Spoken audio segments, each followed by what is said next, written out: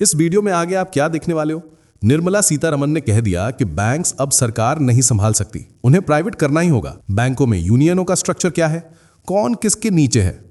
अरे अरे नीचे से मेरा मतलब है कि हायरार्की क्या है, वो नहीं जो तुम्हारी गंदी सोच ने सोचा। और हम देखेंगे एक 46,000 मेंबर्स वाली यूनियन कैसे बस एक महीने में 92 लाख रुपए कमाती है, लेकिन फिर भी इनसे एक मोबाइल ऐप तक ठीक से नहीं चलती। और फिर देखेंगे कैसे एक अफसर को बचाने के लिए सारी यूनियन मैदान में उतर आई। निर्मला ताई ने एक बार फिर बैंकर्स को तार तार कर दिया है। अरे ऐसा मैं नहीं कह रहा। लोग एक्स, जो पहले ट्विटर था, जैसे प्लेटफॉर्म्स पर अपना नाम बदलकर फेक आइडेंटिटी से कह रहे हैं, क्योंकि असली नाम से कहेंगे तो सुध दिए जाएंगे ना। खैर, निर्मला ताई के नाम से सोशल मीडिया पर मशहूर भारत देश की फाइनेंस मिनिस्टर ने कहा है कि बैंकों को प्राइवेट करने से फाइनेंशियल इंक्लूजन और नेशनल इंटरेस्ट को घंटा फर्क नहीं पड़ेगा। हाँ, यही कहा है। But in the name of financial inclusion, keeping banks under government control and not allowing them to professionalize themselves meant that the government had to infuse capital every now and then. Oh, money we need, for developmental work, for taking greater banking in regions which are difficult, and so on. देखो, financial inclusion का basic मतलब गरीबों को सस्ती वाली schemes देना होता है, जिन स्कीम्स को पाकर उन्हें लगता है कि अब वो भी अमीरों की कैटेगरी में आ गए हैं, जैसे जीरो बैलेंस वाला अकाउंट, मुद्रा योजना, 20 और 436 वाला इंश्योरेंस। हाँ, वही जिसने तुम्हारी, अगर तुम बैंकर हो तो, जान हलक में अटका रखी है। बैंकर्स को डेली कम से कम 50 तो 20 वाले और 50 ही 436 वाले इंश्योरेंस बेचने पड़ते हैं। अगर वे ऐसा नहीं करते तो उन्हें ब्रांच में ही कैद करके रखा जाता है। इसके लिए मैनेजमेंट डे एंड चेक जैसे हथियार का उपयोग करती है, और इसी डर के कारण बैंकर्स ने पिछले 11 साल में 56 करोड़ अकाउंट्स खोल दिए। इसमें पब्लिक सेक्टर बैंक्स और ग्रामीण बैंकों का शेयर सबसे ज्यादा है। प्राइवेट बैंक्स ने भी बहुत कोशिश की और जैसे तैसे 0.79 करोड़ अकाउंट्स खोल दिए। ऐसा नहीं है कि प्राइवेट बैंक और उनके कर्मचारियों में कोई टैलेंट की कमी है, वो तो सिर्फ ग्रामीण इलाकों में उनकी ब्रांचेस कम होने की वजह से ज्यादा अकाउंट्स नहीं खोल पाए। जब से बैंकों को प्राइवेट करने की खबर बाजार में फैली है, सुनने में आ रहा है कि अब खुद को सरकारी बैंक का दामाद बताने वाले रील इन्फ्लुएंसर्स में भारी दुख का माहौल बन गया है। इनके साथ ही कोचिंग इंस्टीट्यूट्स और न्यू बैंकर्स में भी भारी तनाव देखने को मिल रहा है। न्यू बैंकर्स को लग रहा है कि सोशल मीडिया पर उनका जलवा शुरू होने से पहले ही खत्म हो गया, पर उन्हें चिंता करने की बात नहीं है। आईडी कार्ड में भारत की बेरोजगार जनता को खींचने की बहुत ताकत है। फिर इससे कोई फर्क नहीं पड़ता कि वो आईडी कार्ड किसने पहना है। कम ब्रांचेस और कम लोग होने के साथ साथ प्राइवेट बैंकों के पास एक और चीज नहीं है। सोचो क्या? सोचो। अरे वही जो पब्लिक सेक्टर के बैंकर्स के पास है। वैसे ये भारत के संविधान के आर्टिकल 19 में भी मिलती है, फ्रीडम ऑफ स्पीच, अभिव्यक्ति की स्वतंत्रता।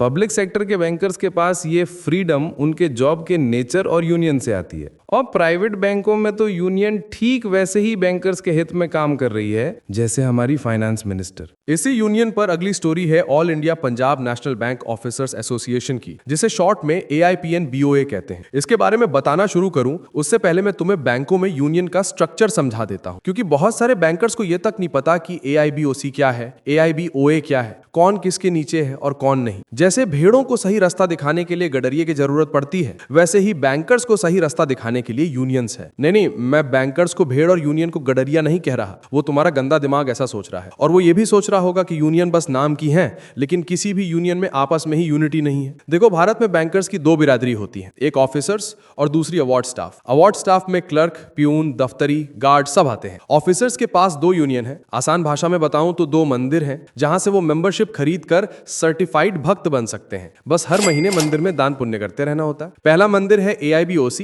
All India bank officers confederation, और दूसरा है AIBOA, all India bank officers association. इन दोनों मंदिरों में हर महीने 200 से 400 तक का दान चढ़ता है। राज्यों और बैंकों के हिसाब से इस दान का मूल्य अलग अलग हो सकता है। और अवार्ड स्टाफ के पास है AIBEA, all India bank employees association. अब हर बैंक में जितनी भी यूनियंस हैं वो मैक्सिमम या तो AIBOC से एफिलिएटेड हैं या फिर AIBOA से। पंजाब नेशनल बैंक में भी ऐसे ही दो मंदिर हैं, all India Punjab national bank officers association और all India Punjab national bank officers federation. यहाँ दोनों मंदिरों में हर महीने 200 रुपए का चंदा चढ़ता है। PNB में टोटल 54,000 ऑफिसर्स हैं, 46,000 ऑफिसर्स एसोसिएशन में और सिर्फ 6,500 ऑफिसर्स फेडरेशन में। दोनों यूनियंस का बार बार नाम न ना लेना पड़े, इसलिए हम AIPNBOA को बड़ा मंदिर और AIPNBOF को छोटा मंदिर कहेंगे। बड़े मंदिर में हर महीने 46,000 भक्त चंदा चढ़ाते हैं, जिससे ये मंदिर हर महीने 92 लाख की धनराशि इकट्ठा कर लेता है।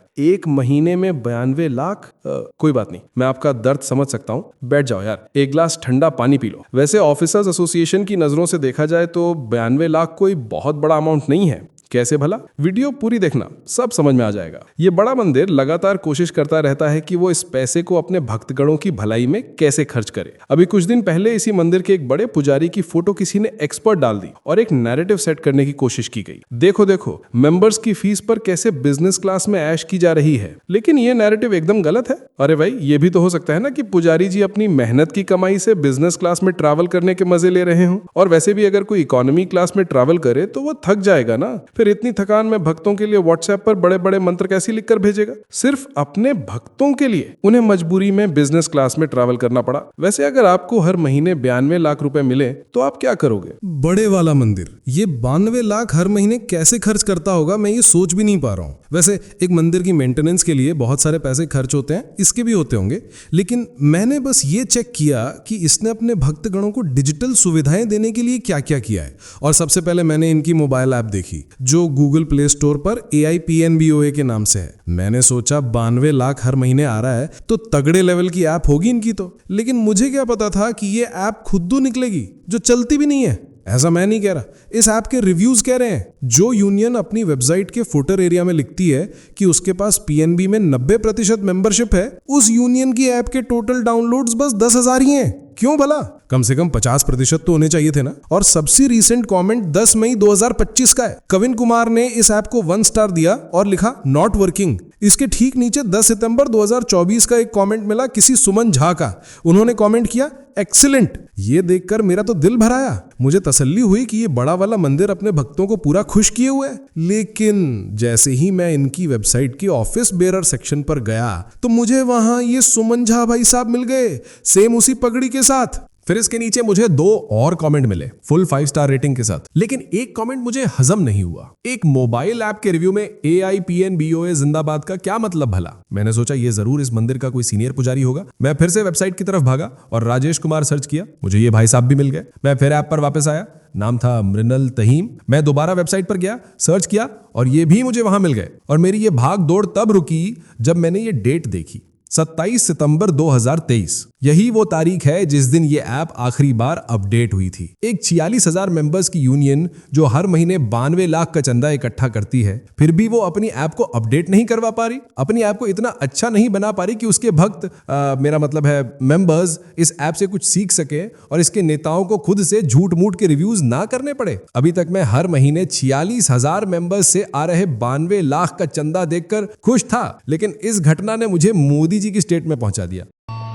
घूम फिर करके फिर तनाव आ गया और मैंने अपनी रिसर्च वहीं रोक दी। मेरी इस मंदिर के सभी भक्तों से अपील है, अपने मंदिर को 200 नहीं 1000 का चंदा दो। 92 लाख में इनसे एक ऐप ठीक नहीं हो रही तो इसे और पैसा दो। शायद तब इन्हें AI के जमाने में कोई अच्छा डेवलपर मिलेगा जो ऐप 10,000 में बना देगा लेकिन बिल 50,000 का ठोक देगा। चलिए, अब मैं उम्मीद करता हूं कि आप बैंक्स में यूनियंस के स्ट्रक्चर को अच्छे से समझ गए। इसी बात पे चैनल को सब्सक्राइब करके घंटा बजा दो ताकि नेक्स्ट वीडियो अपलोड होते ही आपके फोन पे नोटिफिकेशन आ जाए। अगली खबर AIPNBOA चंडीगढ़ यूनिट में चल रहे करप्शन की है। अगेन, ये मैं नहीं कह रहा यार, ऐसा इस यूनियन के कई मेंबर्स ने मुझे इंस्टाग्राम पर मैसेज करके बताया। AIPNBOA में लास्ट इलेक्शन 7 अगस्त 2022 को हुए थे और इसके अपने कॉन्स्टिट्यूशन के हिसाब से हर 3 साल में एक बार इलेक्शंस होते हैं, तो कायदे से अगस्त 2025 में इलेक्शंस होने चाहिए थे। लेकिन बिना किसी इलेक्शन के चंडीगढ़ यूनिट में एक ऑफिसर को सर्कल सेक्रेटरी बना दिया, सिर्फ इसलिए ताकि इस ऑफिसर को ट्रांसफर से बचाया जा सके। अब आपके मन में सवाल आएगा, ट्रांसफर से कैसे बचाया? शॉर्ट में बताता हूं कि पूरा मैटर क्या है। दरअसल DFS की गाइडलाइंस के बाद PNB ने भी अपनी ट्रांसफर पॉलिसीज को पूरी तरह ऑनलाइन कर दिया था और उसे ट्रांसपेरेंट बनाया।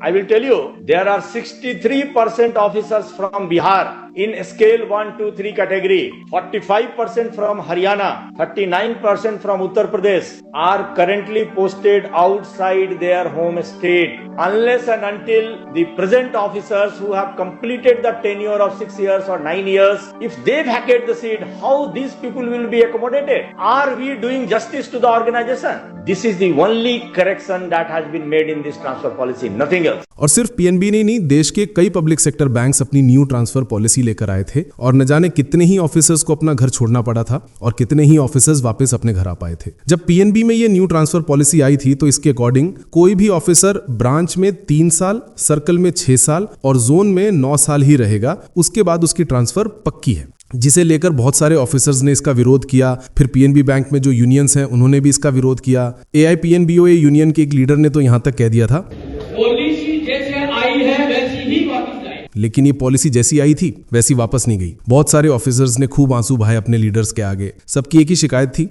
कि जब हमने हर महीने टाइम से पूरा चंदा दिया है तो हमारा काम क्यों नहीं हुआ। लेकिन पुजारियों ने मंदिर की जय जयकार में इतनी जोर से घंटियां बजाना शुरू कर दिया कि कितने ही दुखी भक्तों की आवाज उन घंटियों की गूंज में दब गई। अब चंडीगढ़ यूनिट के ऑफिसर्स का कहना है कि जब किसी को कोई रिलैक्सेशन नहीं मिला, कितने ही ऑफिसर्स को अपने छोटे छोटे बच्चों के साथ अपना बसा बसाया घर छोड़कर चंडीगढ़ से जाना पड़ा, तो फिर किसी एक ऑफिसर को ट्रांसफर से बचाने के लिए उसे सर्कल सेक्रेटरी कैसे बना दिया, और वो भी मेंबर्स को बिना बताए। ये तो सरेआम यूनियन के बाकी मेंबर्स के साथ धोखा है। अब देखना है कि क्या होता है। क्या बाकी ऑफिसर्स को कोई न्याय मिलता है या फिर बस ये कहकर बात को दबा दिया जाता है। हमारे यहाँ ऐसा ही होता है। वैसे मेरा तो बैंक यूनियंस पर अब भरोसा ही नहीं है। इतने साल से ये लोग 5 डेज बैंकिंग नहीं दिला पाए और यहाँ तक कि बैंकर्स की सुरक्षा तक तय नहीं कर पाए, तो बाकी इनसे क्या ही उम्मीद की जा सकती है। अभी कुछ दिन पहले ही कैनरा बैंक के 2 ऑफिसर्स को लोगों ने इतना मारा कि एक का तो सर ही फोड़ दिया। इस वीडियो को आप यहाँ क्लिक करके देख सकते हैं। बैंकपीडिया आपको बैंकिंग दुनिया की असली सच्चाई बताता है। आप इसे सब्सक्राइब करके